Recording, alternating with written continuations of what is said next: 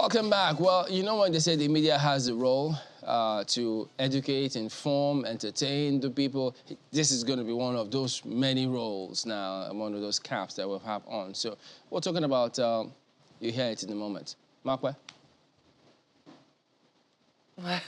Indeed, it's already on the television, respecting national symbols. And we had to have this conversation after that one more thing which we raised on Wednesday, where there was some confusion over the playing of the national anthem at a rally organized by the APC in Osun State. Members of the party were all gathered in the stadium, and it seemed that the event was about to start, and then they started playing the national anthem, and then it stopped and started again and stopped and started again, and right when they were about to finish, the MC called for it to be stopped. And then there were questions as to what was going on. And much later, the anthem started and played in full. We had to raise that. Sadly, we can't play that again today because it has party symbols. I mean, it's at the rally of a political party, and we have rules. The broadcast rules state that we cannot play political rallies, show symbols of political parties 24 hours before the polls for an election. So that's the reason why we cannot bring that video to you. But I'm just trying to put that in context for you. It raised the question of how we take our national symbols, whether we understand the importance of our symbols. In this instance, Mrs. Abike Dabiri Erewa, whose voice we heard asking that the national anthem be stopped, has since issued a statement saying, on behalf of the organizing committee of the Osun governorship rally, which took place in Osogbo, we apologize for the mix-up in the queue to begin the singing of the national anthem to herald commencement of proceedings. She says a protocol officer had immediately rushed to the stage when the national anthem started playing, signaling that it should be stopped as the vice president was a few minutes away. This turned out not to be so, leading to the seeming confusion on the queue as to when to start or not to start the anthem. So that was the statement which she put out, apologizing for that, for the confusion which we saw. But a number of people have said it was a disrespect to our anthem. But it raises the question of how well do people understand the importance of these symbols? I mean, I was asking a colleague of mine how many of us would have fallen prey to that particular will I say, wrong call that, you know, national anthem should be stopped because the vice president were just a few minutes away. But this morning, we have somebody who has also tried to raise this issue in the National Assembly to ask that it be legislated upon. Honorable Sam Onugbo is a member of the House of Representatives, and I know that you've raised the bill. Honorable, you're welcome to Sunrise Daily First. Good morning to you. Thank you very much indeed. I know that you raised this bill in the House of Representatives, and you were quite concerned about the treatment of our national symbols. What made you do it? Thank you very much. What actually motivated me to try to amend the Coat of Arms and Flag Act is the idea, the knowledge that I have now acquired that very young people, particularly people who are growing up in primary schools, teachers, and even leaders, musicians, and people who are looked upon, they mix up the Nigerian flag, and they don't accord our symbols the respect that they truly deserve. And when I reviewed the bill, the act that was put in place, enacted in 1960, when the Coat of Arms and Flag Act was put in place, I now found out that, in one of the sections which talked about offenses, the fine there is 100 naira. And I said, no, this also could be the reason why people are playing around with it, that we should amend the act, raise the fine, and then raise awareness.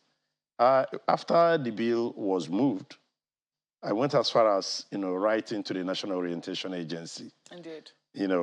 To really ask them to play their role.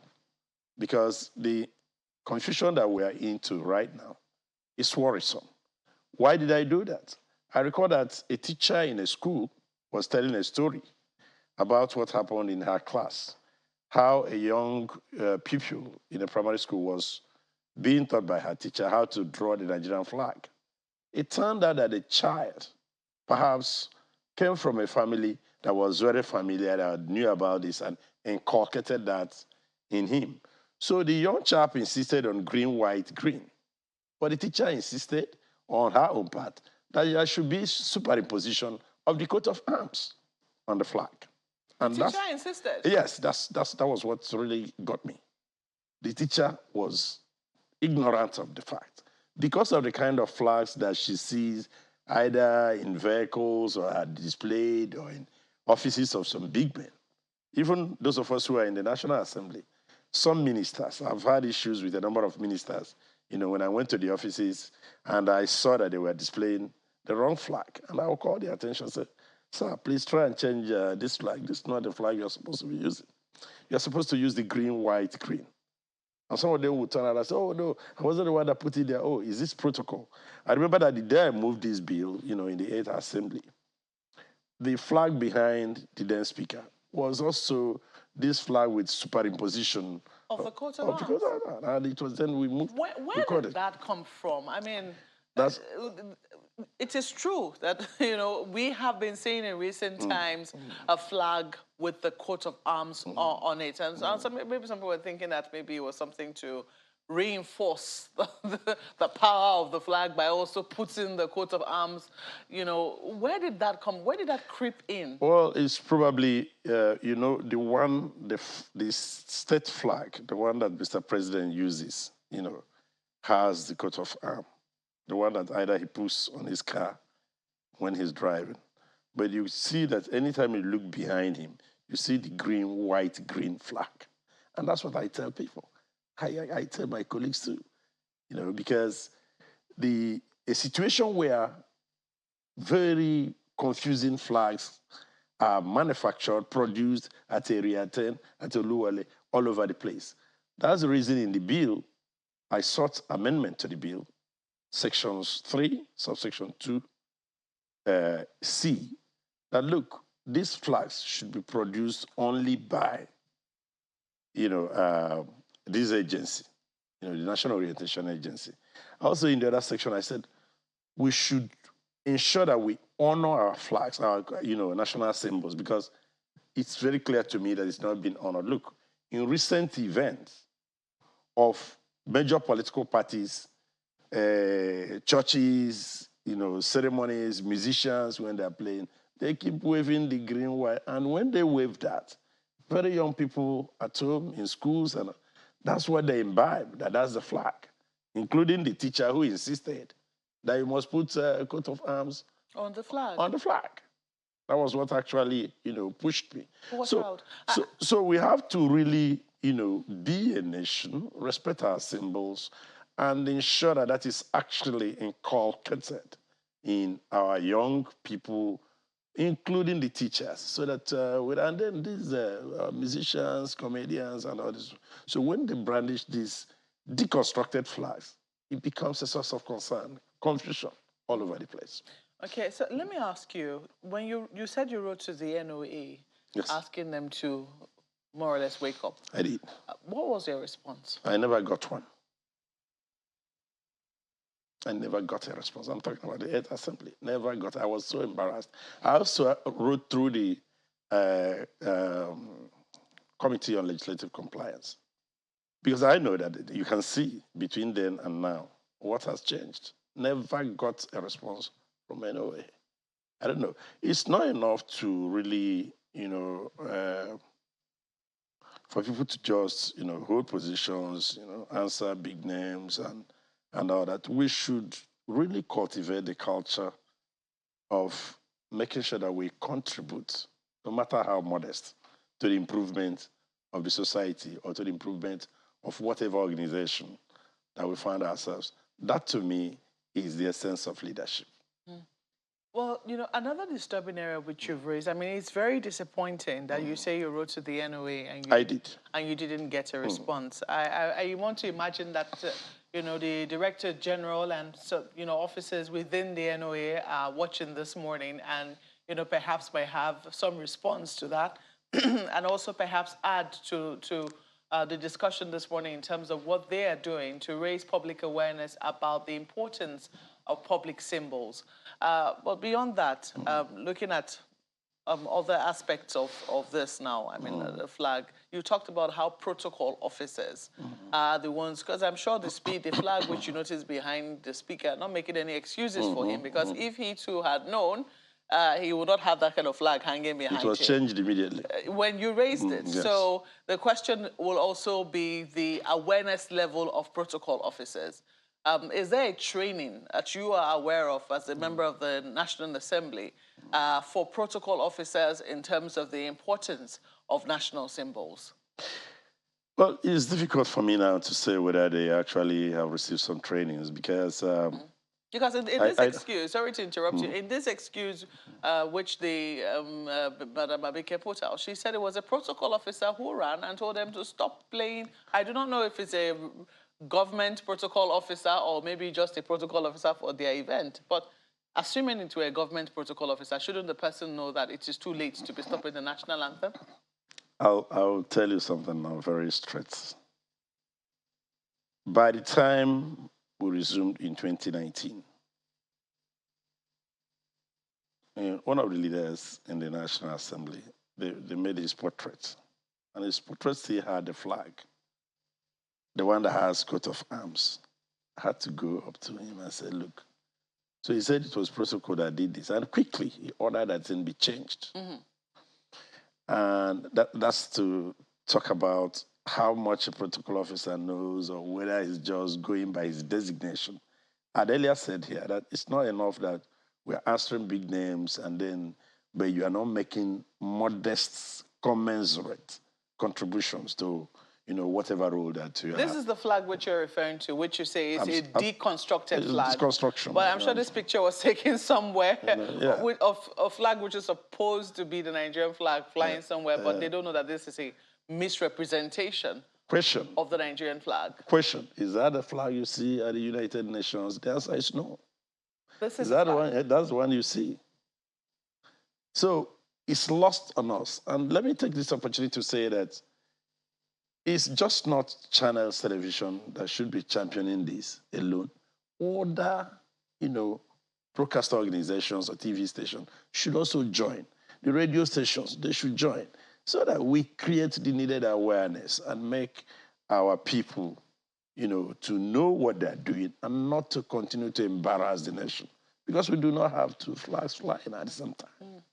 We don't. We just have the green, white, green. Yeah, those who have always spoken about the color, that sometimes the color is inconsistent. Sometimes you see an olive green. Sometimes it's, in one event, you could see different shades of green of the Nigerian flag, at that event. And you have to ask precisely which color, which green. I know when we teach children, we don't say olive green or we just say green, white, green. And that's what we're taught. But the standard... For standardization, shouldn't we be doing something in that's that why. regard? That's why in the bill that I moved and the amendment that I'm seeking is that this should be produced by the National Orientation Agency. You think that there should be a centralization? Well, even if there's no centralization, but even if you are giving it out to one organization or the other, or an agency or a company to produce, to mass produce, there should be standard specification. Okay.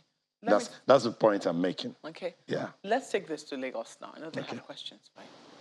Oh, thank you very much, Malkwe. I'd just like to take this from another angle. So symbols themselves they get the value of what they represent, essentially. So the flag of Nigeria, for example, the Naira and all of that. And I wonder if you're also exploring this angle, because perhaps the kind of value people attach to the symbols that represent Nigeria is maybe as a result of the way they view the country. Some people might think, you know what, this nation has not really done right by me as a Nigerian. How much have I really gained? You see, a lot of people would rather travel abroad and respect, the flag, the nations, the law enforcement officers, stay on a queue in other countries. But when they come to Nigeria, anything goes as it were. So is this also, are you looking at that as a result of the kind of experience they have had with Nigeria as a nation? I mean, in terms of the leadership, the political actors, how well they've been able to, meet the promises or the yearnings of the Nigerian people. So is that also another angle you're looking for? Because they say respect is essentially earned. You can't force it. So whatever fines are put in place, it might not achieve much if the people don't, or Nigeria at least, doesn't earn the respect of the Nigerian people. Well, thank you very much. I think it's just a simple case of lack of proper civic education.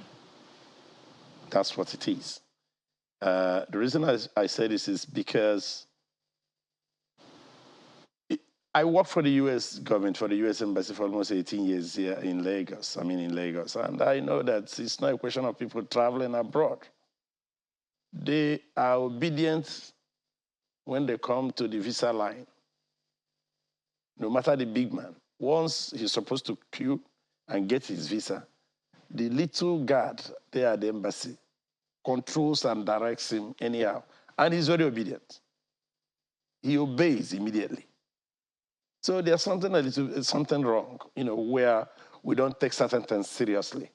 And to think that, okay, the nation has not done this or hasn't done that for me. Some of these people are highly placed people. Okay, so if you are talking about the nation the nation has not done this for you, how about those who are members of the House of Representatives, House of Assembly, senators, ministers? Can you also say that the nation hasn't done something for these people, for them to know what to do? It's lack of proper civic education, lack of awareness, and the usual, perhaps I don't care attitude that we bring to bear on some of the things we are doing in the nation. Because if people who came to get visas could just queue, obey, when the guard say, oh, God, this way, and he stays in line until he gets his visa. Once he gets to NAPEX, he does in Lagos, his color and everything changes immediately. It begins to exude power. We just have to teach ourselves, our children, that humility pays. Working to contribute to a system to see it positively transformed, that it pays, it helps everybody. Those that I met and pointed out these things to, some of them were not aware. They didn't know. But some just believed they needed multiple colored flags behind them as a show of their authority. So it's not necessarily about what the country has done. Yes, I agree that in some cases, when a country has not done well, has not actually protected a citizen very well, you begin to worry about the issue of to be faithful, to be loyal, and to be honest, as it's in the national pledge. Honorable, I'm just wondering, if I heard you right, when you talked about the flags that the president uses, whether he's in office, giving a speech, or in transit, one with the coat of arms, the other without it. So, and then if you look at the Coat of Arms Act, if you look at Section 3B, where it says, talking about what the national flag is. Now that says, any flag for the time being appointed to be flown by the president. So if it says, well, I'm using these two, does that necessarily mean that he's appointed these two to be used? Are people also flowing from seeing him use it? And if that were the case, would they have been properly interpreting that Section 3B of the Flag and Coat of Arms Act? Well, Chamberlain, I just made one explanation earlier, which is at the United Nations, at ECOWAS, at our institutions around the world, or global institutions, do we have the green, white, green? Or we have the green, white, green with the superimposition of the coat of arms? The answer is that we have the green, white, green flag. And that's the flag of the Federal Republic of Nigeria. And I also made the point that when you look behind Mr. President or wherever he sits, what you see is green, white, green. Except maybe when he's either, driving out or he's maybe going for some official ceremony. Other than that, what you see always is a green, white, I understand green. that. So I'm asking. Well, let me ask you the other question. From the point of law, is it right to then use the one with the coat of arms? Please come again. From the point of law, is it right to use the one with the coat of arms on the white? No, it's not right. But do not forget that in describing the flags, they talked about the state flag, the one that is used by Mr. President. Not when you see him seated there at the villa, what you see behind him is a green, white, green. Check very well. But except if we are talking about maybe when he's driving or he's going on official, whatever, perhaps that's when you see the one that has the coat of arms, because it was referred to in the description as a state flag. But question, so if you come to my office and you see green, white, green with the superimposition of the coat of arms on it, am I Mr. President? Those people, ministers and all these other people who are using them, are they also Mr. President? They are not. So let's work towards creating the needed awareness.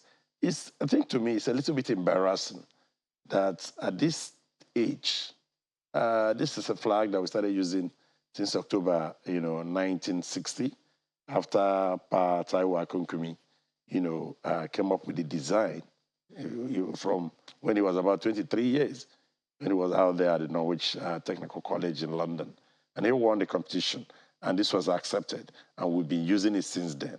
So to know that between 1960 and now, people are still mixing up the flag, it's a source of concern to me. So I think we need to do a little more of our civic education, awareness, so that young people, I'm talking about young people, this time is everybody really, because if you see actors, comedians, people at the stadium waving the green, white, green with superimposition of the coat of arms, they're not really, really young people. But let's see what we can do with our people who are coming from primary school up and then create the needed awareness. There was a question she asked about the protocol people.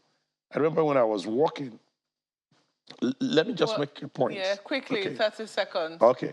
When I was a commissioner in Abia, and the Speaker of the Federal Republic of Nigeria, number 4 citizen, was coming, I told the protocol people that, look, the Speaker is over and above the governor in ranking, and therefore you have to recognize him. They ignored me on several occasions until the Speaker's protocol person now corrected that. So it's a question of awareness. It's a question of us getting involved in this and making people know that this is part of what we're supposed to teach people who are around us and who are maybe the young ones. Thank you so much for your enlightenment this morning. Honorable Sam Onuigbo is a member of the House of Representatives. We've seen a lot of your mails and tweets. Sadly, we are totally out of time because everyone loves a good story.